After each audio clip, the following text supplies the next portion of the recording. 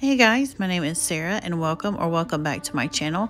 I have some incredibly easy dinner ideas for y'all this week, and today is also extra special because it is in collaboration with Taylor Elmore.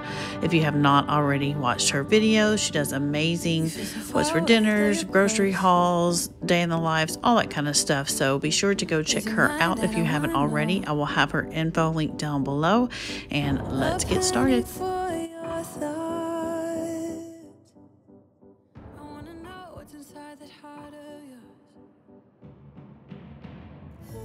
First, I am making a ramen, like the sesame ramen, I guess, and some of the Mandarin Chicken from Trader Joe's.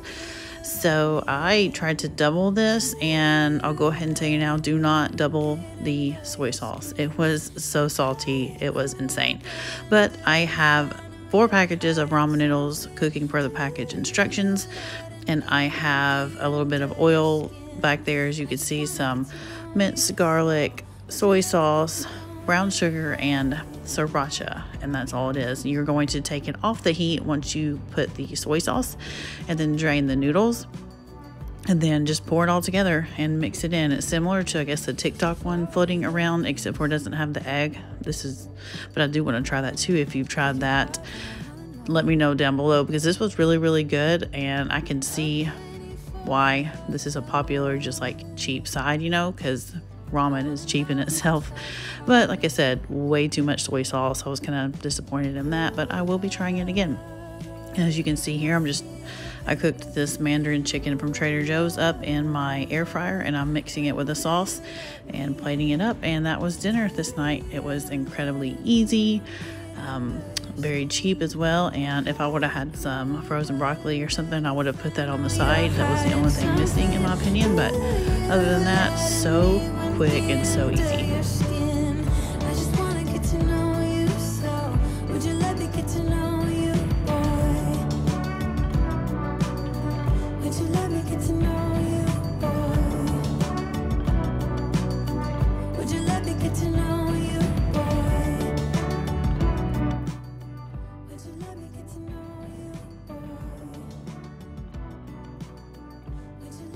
And this night, my daughter was in the talent show at school, and I was trying to do something really quick before, you know, we had to get headed over to that. So I had some bagels, and it just was like, okay, you know, bagel bites. Used to love those. Surely, I know I'm not the first one to think of bagel pizzas, but I had personally never done it before. So I just preheated my oven to 350, spooned a little bit of marinara or pizza sauce, on a bagel, topped it with mozzarella cheese and some pepperonis, and just baked them until everything was melted. And these were so ridiculously good too, and so easy.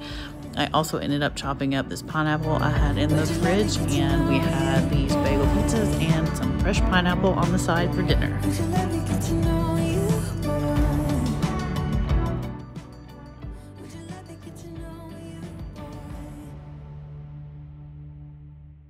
And this night I didn't film it. I'm just kind of showing y'all. I've got some of these meatballs simmering in some pasta sauce, and I made spaghetti meatballs. Simple as that. Another really quick dinner idea that I use pretty often. Mom, we're going to do bacon. I'm not against it. Love bacon. Mama. So this one it's probably, I guess, my most time consuming one of the week, if that even counts, because it was still pretty easy. And it is shrimp and grits, and it just happens to be the recipe that I got from Taylor, and it is the one that we use anytime I make shrimp and grits now. So I have my bacon cooking up, and now I'm starting on I have already done my grits, and I'm putting in the salt, butter, a little bit of heavy whipping cream, and 3 cups of cheese, pepper, because I also doubled the grits, because just half this recipe is not enough for my family. And the only thing I did differently versus what I normally do is the shrimp that you'll see me using is already cooked, and it was frozen. I didn't have any on hand that wasn't, so I kind of had to change up, you know, just like, I don't know what I'm trying to say, but I had to change up the order, I guess. And I don't know, I didn't like it as much.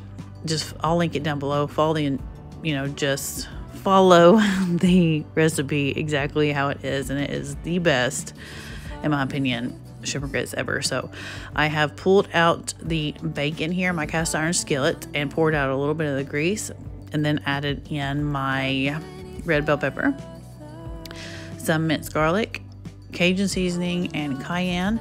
And then also another thing that I had thought of, if you do have to use cooked shrimp, I think I just didn't need to add in the chicken broth, because it was almost like I couldn't cook it long enough to cook that down a little bit, because I was afraid I was going to overcook the shrimp. So maybe it would have been fine if I just didn't do that though. But once you have your peppers cooked up, you're going to pour in your shrimp, your bacon, and that's it. You're just gonna top your shrimp or grits with this, and like I said, the flavors are great. Just I'll link it down below. And lastly, I have another incredibly easy dinner that we've been, making for years off and on. So tostadas. I have my oven preheated to 350. I have my homemade refried beans that I enjoy making in the slow cooker. You will see that in an upcoming slow cooker video. So I just have my tostada shells. I'm going to pour a little bit on each one, kind of spread it around, top it with cheese, and so I just stick it in the oven, just keep my eye on it. You can kind of tell when it starts to brown a little bit on the tostadas, and the cheese melts, and then they are done. And you'll see I pulled them out and topped them with a little bit of guacamole and some sour cream. That's all I had to top them with, and that was it. This is a kid-friendly one. Something quick. It's like sometimes I'll make some rice on the side, but this night I was just trying to hurry. We had plans that evening, so something quick. Would you let me get to know you, boy? Would you let me get to know you, boy? Would you let me get to know you, boy?